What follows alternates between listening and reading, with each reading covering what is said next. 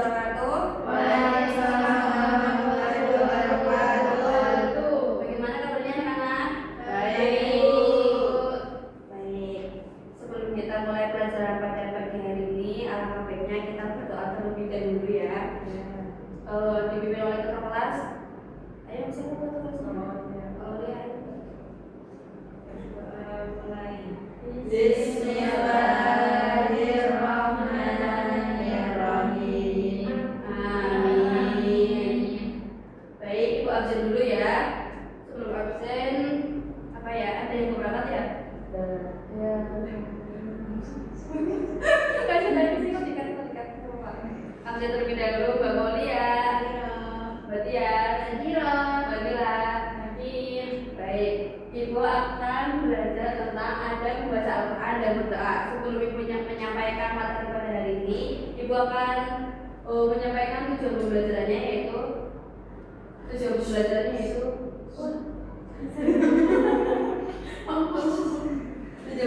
ada 4 ya. Yang pertama itu peserta didik dapat menjelaskan konten adab membaca Al-Quran dan adab berdoa. Dan yang kedua itu menjelaskan adab-adab membaca Al-Quran dan berdoa yang baik dan benar, dan serta menunjukkan serta hikmah mengamalkan adab yang baik dalam adab membaca Al-Quran dan berdoa. Yang terakhir itu peserta didik dapat mempraktikkan adab-adab membaca Al-Quran dan berdoa. Nah, sebelumnya ada yang tahu apa itu Al-Quran? Kitab suci. Kitab suci. Kalam Allah. Terus lagi firman Allah, betul semua ya. Nah, Al-Quran itu berasal dari bahasa Arab yaitu Qur'an yaqra'u. Nah, Al-Quran itu diawali dari surat Al-Fatihah dan diakhiri surat An-Nisa. Nah, anak-anak udah pada hafal ya surat Al-Fatihah dan surat An-Nisa? Sudah. Ada yang belum hafal? Gak ada kan? Nah, Al-Quran itu pedoman hidup umat Islam, dan Al-Quran itu bernilai ibadah, mendatangkan syafaat dan ketenangan hati. Nah, adapun ada membaca Al-Quran, yaitu yang pertama niatnya ikhlas, yang kedua itu membaca doa isti'adzah. Tahu nggak doa isti'adzah itu doa apa? Itu tuh kayak aluf gitu loh, yang aku bilang gitu kan. Nah, terus yang ketiga itu khusyuk, tenang dan sopan. Terus membaguskan suara. Terus membaca dengan pelan, hikmat yang suci, membaca dengan tertib, dan ada lagi itu kita kalau misalnya membaca Al-Quran itu harus menghadap ke kiblat. Nah, pengertian berdoa, ada yang tahu berdoa itu apa? Terus lagi betul. Nah, berdoa itu artinya itu memanggil, meminta tolong atau memohon sesuatu. Nah, menurut syariat Islam bahwa adalah memohon sesuatu dalam atau memohon perlindungan kepada Allah dengan merendahkan diri dan tunduk kepadanya. Nah, ada pun manfaat doa itu ada 4. Coba Mbak Umi dibacakan. Manfaat doa itu yang pertama agar terhindar dari sifat sombong dan takabur, kemudian terhindar dari putus asa.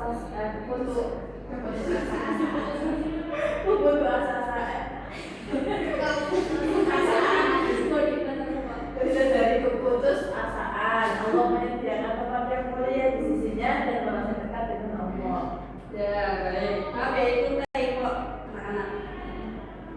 Nah, ada pun tata cara berdoa. Tata cara berdoa itu dimulai dengan pujian terhadap Allah dan salawat kepada Nabi Muhammad. Nah, kalau kita berdoa itu biasanya kan diawali dengan salawat ya. Nah, terus dengan serius sambil mengangkat kedua tangan. Berarti kayak gini. Pertamanya itu kalian salawat, terus jangan lupa mengangkat kedua tangannya.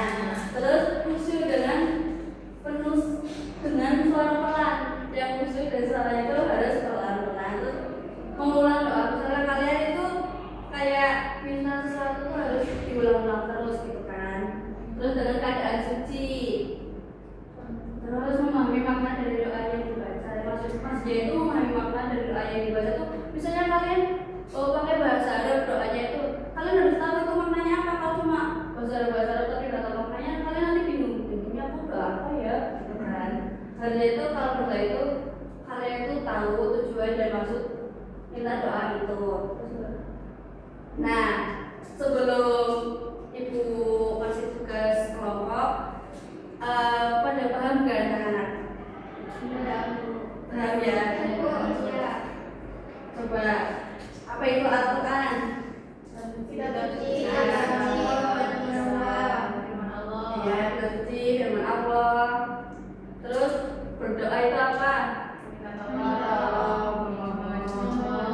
Ya, baik. Nah, ini karena ada 6 peserta didik, nanti kita bikin kelompok 2. Barisan pertama itu kelompok 1 dan barisan kedua itu kelompok 2. Nah, ini kan ada soal berapa? 5. Nah, nanti kelompok 1 itu menjawab pertanyaan 1, 2, terus yang kelompok 2 itu 3, 4, nanti 5 buat PR anak-anak, paham ya? Ya berarti ini Bang Mulia sampai ini kelompok 1, terus kelompok 2 yang diskusikan, nanti anak-anak bisa maju kalau sudah selesai, paham? Ibu kasih waktu 2 menit dari sekarang. Ini mau ini mbak.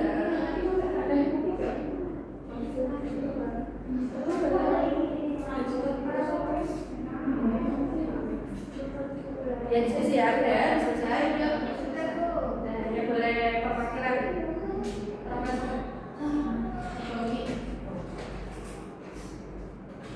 Baik, di sini saya akan menyampaikan jawaban dari kelompok 1, yaitu soal nomor 3 dan 4 ya. Yang nomor 3 itu bagaimana cara menerapkan adab berdoa dalam kehidupan sehari-hari, yaitu dengan niat yang ikhlas, kemudian sopan, terus penuh dengan harapan, dan bentuk doa dengan ucapan amin. Kemudian yang keempat, apa manfaat yang diperoleh jika seorang membiasakan membaca Al-Quran dan berdoa dengan adab yang baik, yaitu yang pertama akan mendapat pahala dan keberkahan dari Allah. Kemudian iman dan takwa semakin kuat.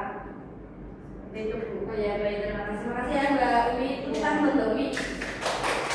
Ayo selanjutnya siapa?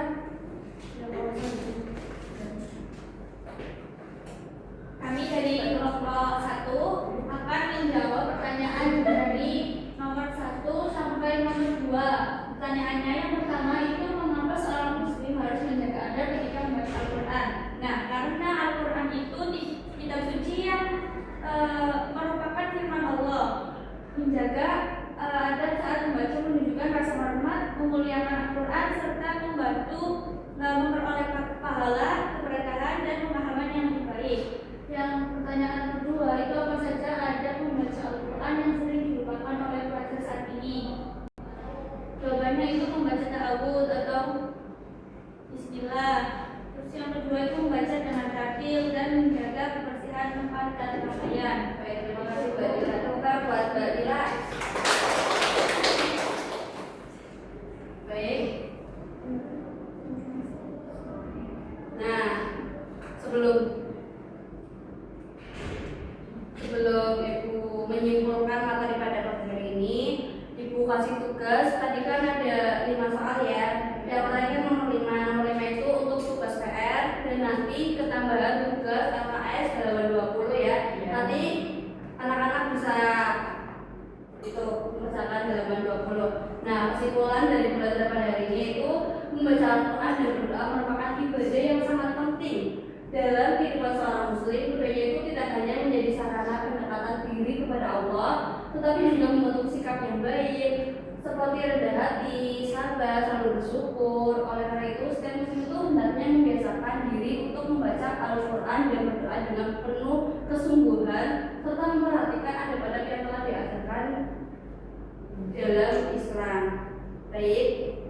Nah, sebelum Ibu tutup, alangkah baiknya akhiri doa ketua. Oh ya, PR tadi PR-nya ya. Ya. Ayo Mbak dipimpin doa. Doa mulai. Bismillahirrahmanirrahim. Asri innal insana lafi khusrin illa